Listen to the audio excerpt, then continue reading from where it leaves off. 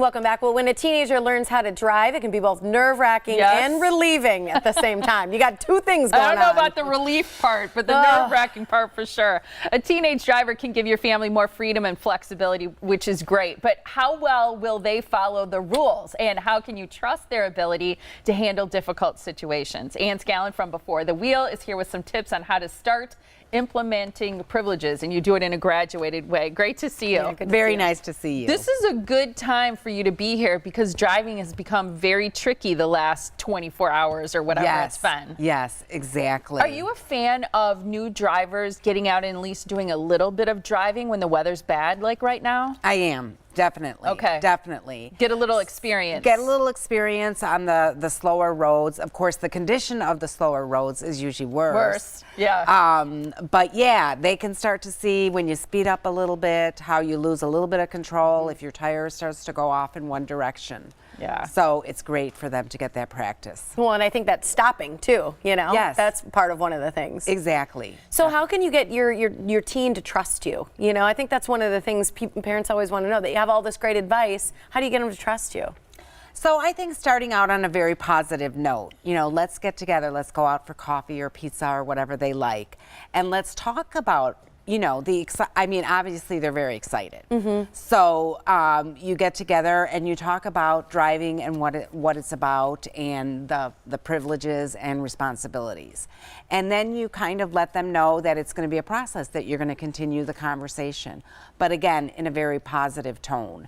And I would mention at that point that you are going to give them certain privileges, and once they fulfill those privileges, they earn more car time and more privileges. Set up those expectations. Yeah, I'm about to have a second teenage driver in my house, and I feel like I've learned from the first experience. It's, you know, it's funny how as you go, you learn these things. And I was just talking to one of my best friends who said, oh, you should have heard us screaming in the car because her son's learning to drive. It's hard to be positive sometimes because it's a very stressful thing, I think, for parents. So I like the idea of being positive.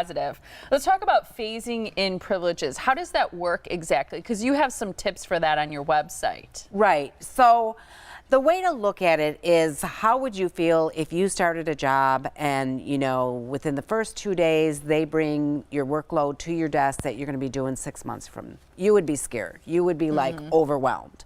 So that's what people don't realize, is if we give our teens everything all at once, and a lot of people like to do that, they're overwhelmed. They're at a huge intersections. That's where a lot of these accidents happen. So I say start them out on their familiar routes. They're used to going to, you know, the 3 to 5 friends that they're close to, the movie theater, the mall, on routes that have a lot of stoplights because it controls traffic. My other big one is no left turns without a signal. Oh, yeah.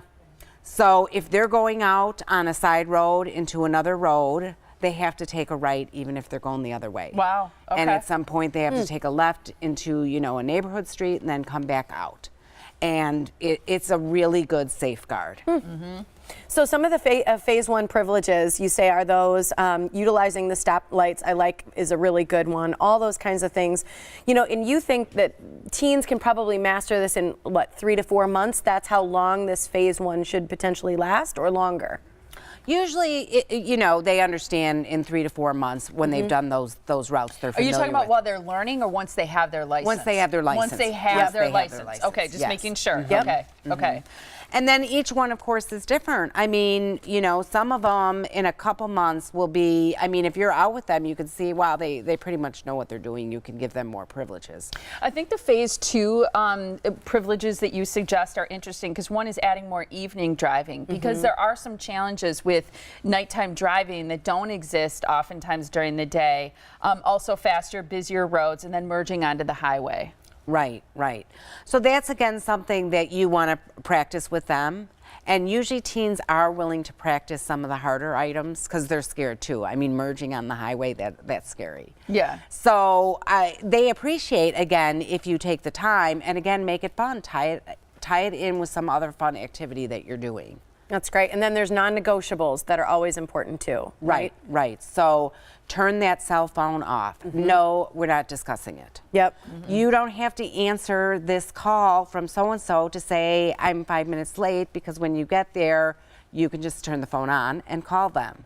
Absolute sobriety, and again, we always think of alcohol, but there are over-the-counter medications that do affect our, the way our brain or whatever. Even cold medicines. Yeah. Even cold medicines. Yep. So you have to be aware of all those things. I think a big one too is wearing your seatbelt always, but also requiring that of every passenger in the car, which is tricky when they have friends in the car. There's that peer pressure thing, and then always stay within the required speed limit. That's another non-negotiable. You have a great website. It's beforethewheel.com. You share tips on your website. There's a driving agreement that you can sign with your teenager. There's a newsletter, and keep in mind that your teen will make mistakes, as you always say. So it's a matter of getting through those and learning from those mistakes. Right, and not making a huge deal over some mistake. I like it. Thanks, and Ann. thank you so much. Thank you.